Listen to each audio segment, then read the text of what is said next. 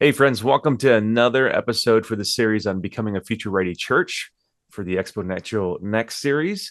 And on this episode, we're going to talk about the shift from silence to righteousness and why rising generations view their faith through the lens of justice. Over the last few years, it hasn't been clear to a lot of church leaders when and when not to comment on justice issues. What's clear is that church leaders can't afford to bury their head in the sand and ignore their local communities when they're hurting, especially when an act of injustice happens. Church leaders are probably observing that more recent generations are increasingly skeptical towards institutions, including the church, especially when those institutions are silent on issues of injustice. Instead, they expect the church to address the issues practically and systemically. In the future, church leaders will need to read scripture with the heightened awareness that rising generations are eager to apply the implications of the gospel that speak to biblical justice. Hey, friends, thanks for joining us. I'm Daniel Yang, National Director of Churches of Welcome at World Relief. And I'm Warren Bird, Senior Vice President of Research at ECFA, the Evangelical Council for Financial Accountability, and author or co-author of 35 books for church leaders. And I'm Adelle Banks, a veteran religion journalist. I'm the project's editor and national reporter at Religion News Service. And together we wrote a book together called Becoming a Future Ready Church, 8 Shifts to Encourage and Empower the Next Generation of Leaders. Research clearly shows that Gen Z and millennials care deeply about social justice issues. In our book, we included a chart with the results of a survey of 13 to 39-year-olds, and mental health, mental health, help, and care topped their list, followed by racism. Third was poverty and homelessness or hunger. Our book notes the research of Harvard Kennedy School's John Della Volpe, who says members of Gen Z are, quote, fighting for America's future. They realize that while millions of Americans are seemingly doing well socioeconomically, members of Gen Z are well aware of the tens of millions who are not prospering, and they feel obligated to correct this fault. That's right, Warren. Over the last few years, church leaders have had to ask themselves how the 20-year-olds in their community, whether they're church or not church, how do they think and feel about things like the killing of George Floyd or Breonna Taylor, Ahmaud Arbery, migrant families being separated at the southern border, abuse scandals in various churches and denominations, and the impact of climate change on developing nations. And while young adults didn't necessarily react by gravitating toward justice and activism about these other topics or these and other topics, many of them actually became just socially conscious at their age earlier than previous generations did. There's a clear progression that Gen Z was raised and mentored by previous generations who made activism normal, but they also made passivity shameful. And as members of Gen Z lead congregations, they have a strong sense of awareness that not only should churches address injustices in society according to the Bible, but also that churches will occasionally need to be confronted for their complacency and complicity. Daniel, how can church leaders determine the best way to respond in light of concerns about justice, even as they consider a biblical foundation of righteousness? Yeah, oftentimes we think about justice as just like judicial court system justice. But if we think about the words of Jesus, especially from the Beatitudes, Matthew chapter 5, verse 6, Jesus says, "Blessed are those who hunger and thirst for righteousness, for they shall be satisfied." And the Greek word dikaiosune for righteousness is really also the same word for justice, is this idea that justice isn't just a legal term. Justice is both simultaneously the outward working of what's happening inside of you. It is a part of your moral compass. And in a lot of ways, Jesus is challenge for his disciples to practice righteousness is both an internal and external morality. And this is really important for the church to keep in mind, because we can tend to follow just trends when it comes to social justice issues, especially in the age of social media. We'll be criticized if you do comment on something, you're criticized if you don't comment on something, especially when something is emerging on the news headlines.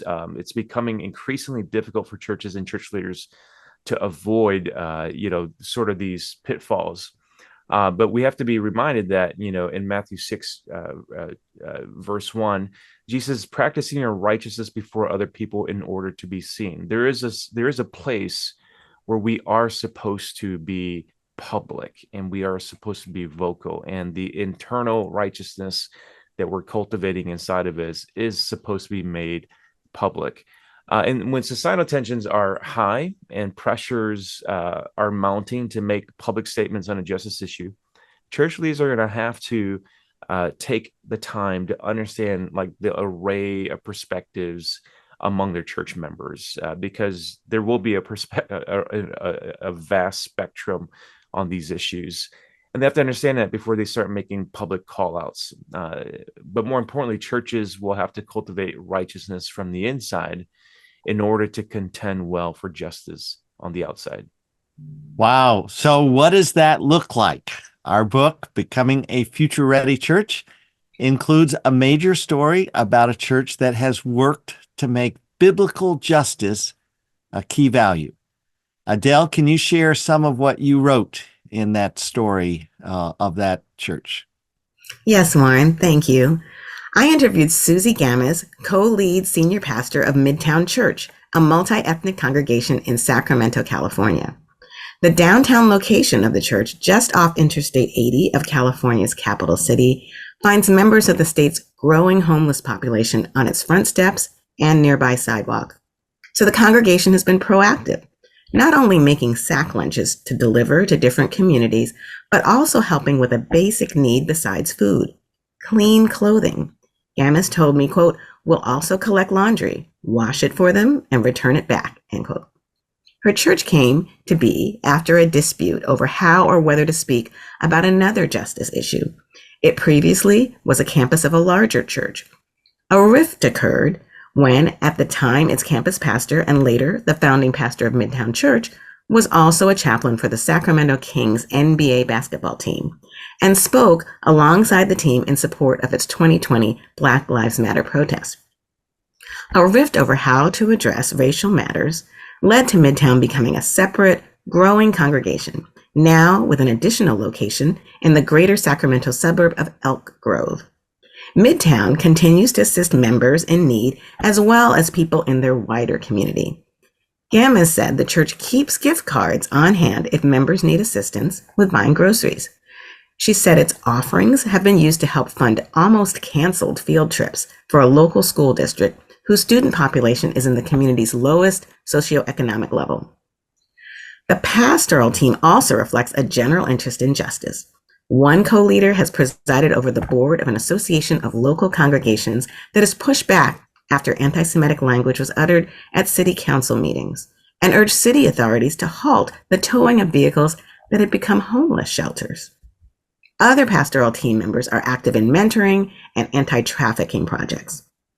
Extending her justice perspective to her sermons, Gammis has acknowledged people who might normally be overlooked: the ushers, the person who set up her lectern, and the people watching online, before she turned to her text. Gammis told me, quote, "We have an opportunity to center people who aren't usually centered or bring people into the fold to help them feel like they belong. And that's living out the gospel," end quote. Wow, thank you, Adelle. Midtown Church exemplifies a statement in Becoming a Future Ready Church, and here's the quote: "The church of the future should be the people and the place where the community runs to for advocacy and support when instability happens." Daniel, can you give us another example of that idea? Yeah, a couple of things, Warren, and that's it. Story of Midtown is a beautiful story, and just having been to Sacramento in that area and to understand the context of what Susie shared with us. It's a, they are really living out the gospel there in Midtown Sacramento. And similarly here in Chicago, there's a few churches. If you all think back to at least at the recording of this episode, about 18 months ago, there were buses of migrants that were being shipped all over to several cities in America from the South. Chicago was one of those cities. And we had about 40,000 plus migrants that were dropped off. They were bused into Chicago. And regardless of what you feel about what's happening at the southern border, which many Christians have strong opinions on both sides. When the migrants were dropped off in Chicago, that really strained the civic leaders. It strained not just the resources, but it strained some of the public ability to receive and then to provide services, and then the ability to socialize these migrants. And it was really interesting to see how the local government responded, because obviously what they wanted to do was they want to make sure that they could continue to provide services to other populations, but at the same time they wanted to have the right humane response to the migrants that were coming. Mind you, that's 40,000 people dropped off, in your doorstep. If you would have driven around Chicago, you would have saw tent cities in front of police precincts. There would have been upwards to 500 or 600 migrants sleeping at the airport.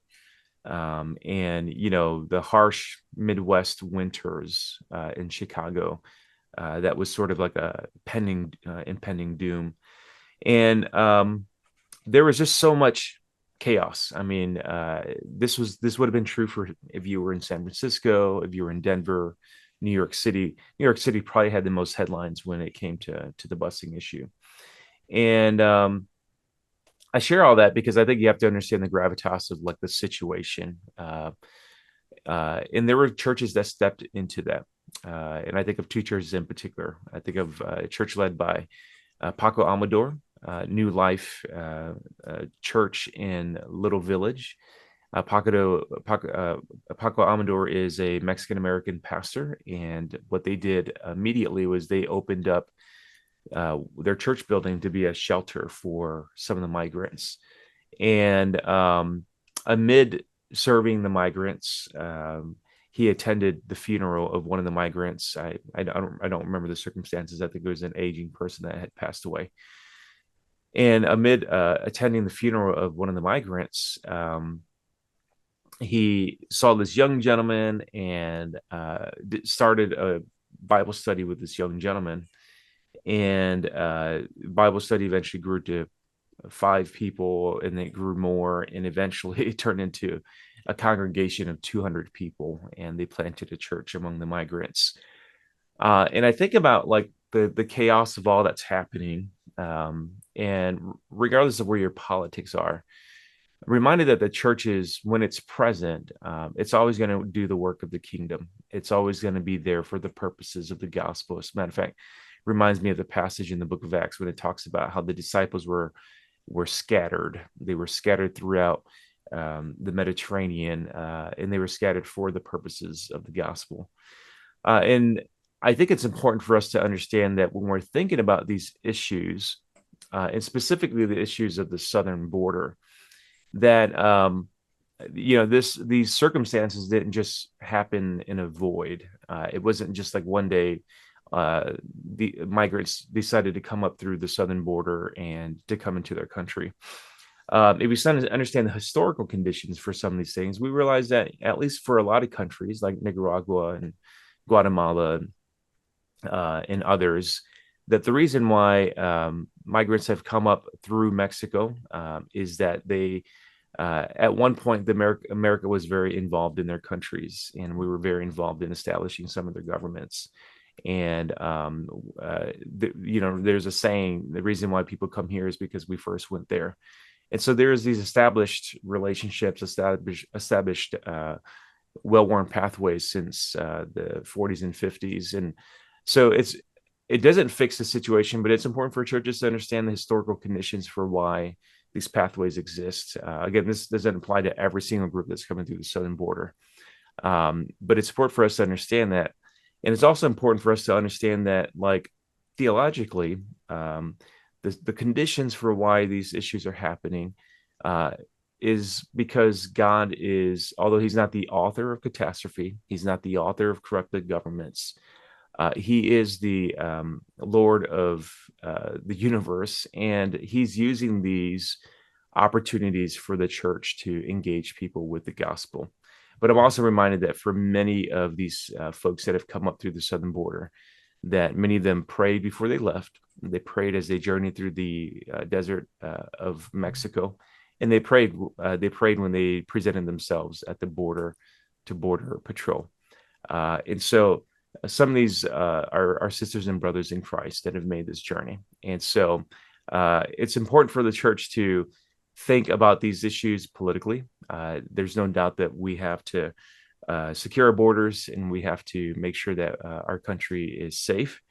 But also, it is important for us to think about these issues historically and to understand the conditions for why they're happening, but also to understand them biblically and theologically, that we do have an obligation to welcome the stranger. And so many of these issues, immigration is just one of them. It happens to be my issue at the work that I do at World Relief. But some of these issues are also what young leaders are looking at when they're talking about the opportunities for churches to be the church in America now and into the future.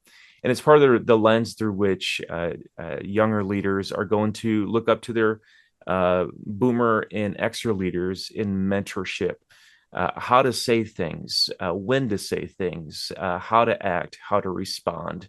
And we really are inviting church leaders like you to delve into the book, and especially towards the end of each chapter, to just to have these conversations, to facilitate these questions, to learn with your young leaders that are emerging. And so that as they are presented with these issues of justice, they can make the best biblical response and lead the church towards a better future.